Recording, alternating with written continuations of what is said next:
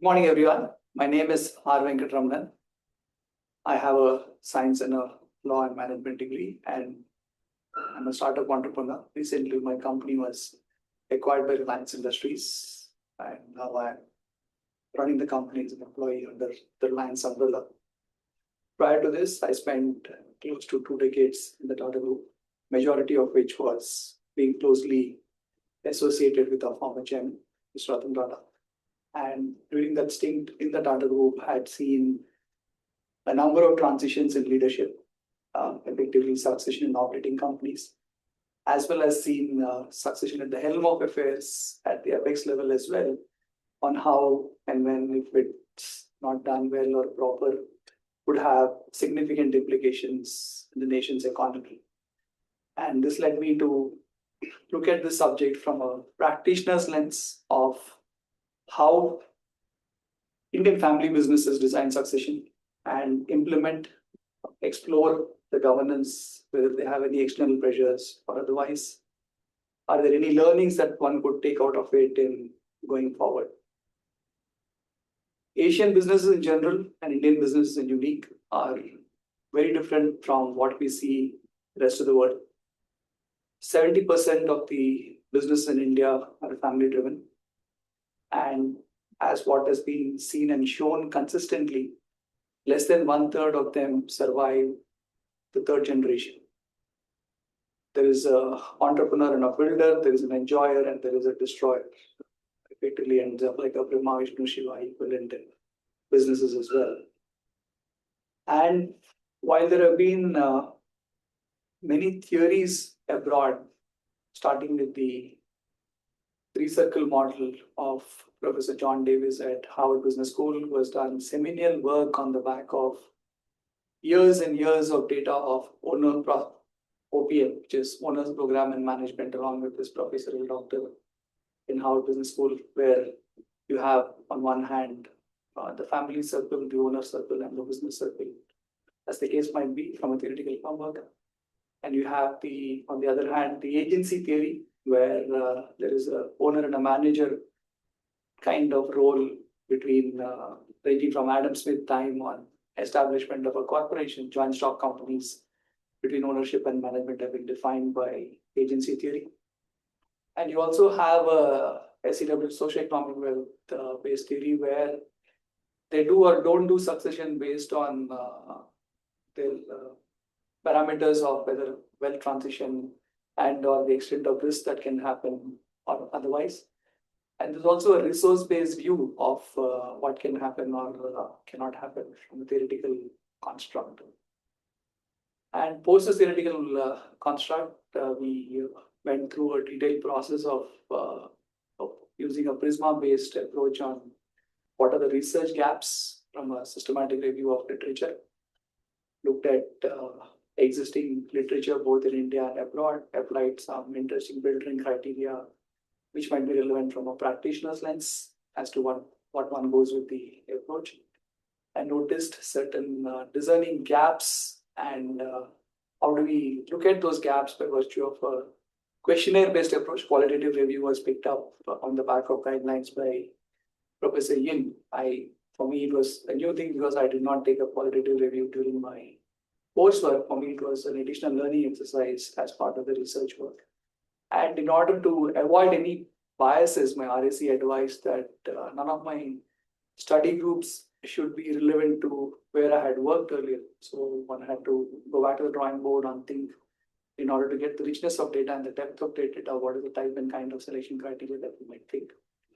So one took a multiple case study method in addressing the research topic. The 4 different firms were, one was a very large automotive enterprise. Second was a financial services entity. Third was a tea estate.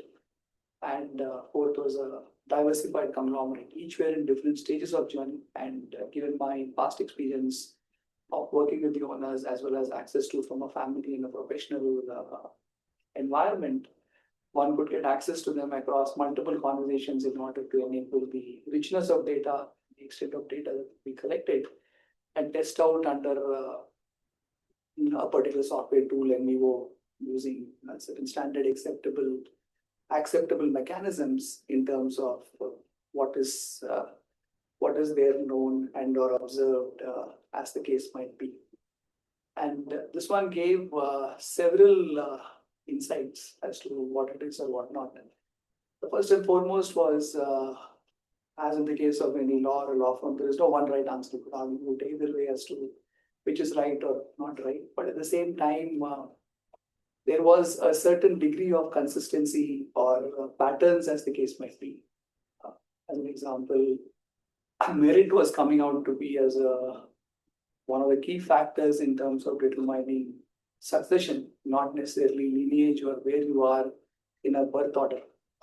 I need not be the firstborn, but if I am capable and competent, though I am the fourth or fifth son or my cousin or the name, as the case might be, I will still be given a task which is relevant to my capability set, as the case might be. That is one.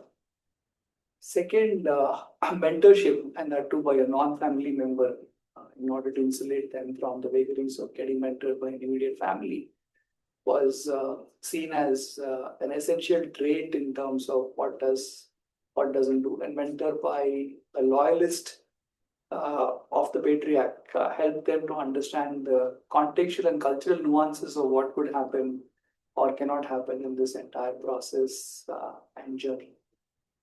Third, there was increasing inclusivity to taking a gender-based approach. Just because I'm a girl or a female, it doesn't mean that I will not be entitled to or get a fair shot in the business. Just because I'm married into a business family, it doesn't mean I don't take up business responsibilities. But was increasingly coming into the being that no, it is not just male or male dominated alone. Irrespective of my gender, I'll have a fair shot at what it is or what not. Another interesting trait was coming to is competence in educational matters, of course, again related to merit, and many of them had been sent abroad, worked under a different manager, understood and worked at the boondocks on what does it take to run a business and or a conglomerate, as the case might be, and then come back and do what it is. And fifth, one other trait was whenever the succession or transition was happening, the patriarch or the matriarch, as the case might be, one cannot operate in a way that, okay, you are empowered but not empowered. I have designated you as my successor, but I'm still there to oversee you as to what you do every day and report to you as to what it is, what not. So we have seen in cases where there was a strategic absence by virtue of taking it or making it as a conscious decision, empowering the younger generation to try out and do mistakes, as the case might be, even if it might not cost it might be costly, or if the father or patriarch might not have done before. That has helped them well in order to get a far greater degree of ownership, insight, and responsibility, as the case might be. These were some of the broad indicators. Obviously, the study has its own set of limitations. It's a qualitative review, so it is not driven by numbers or statistics, as the case might be. B, it is confined to India. C, it is confined to people whom one was familiar with. Therefore, a lot of additional studies that needs to be done. And this is work in progress, as the case might be. I'm really grateful to my RAC chair, Professor Venkat, my TEC chair, Professor Nigel George, and other RAC members, Dr. Nitan and Dr. Rajesh, for really guiding, mentoring, and being with me in all through the entire process. And I'm also grateful to the institute and all the faculty and administrative staff for their constant support over the years and really getting here thus far. I'm really honored to be part of the journey. Thank you. Thank you so much.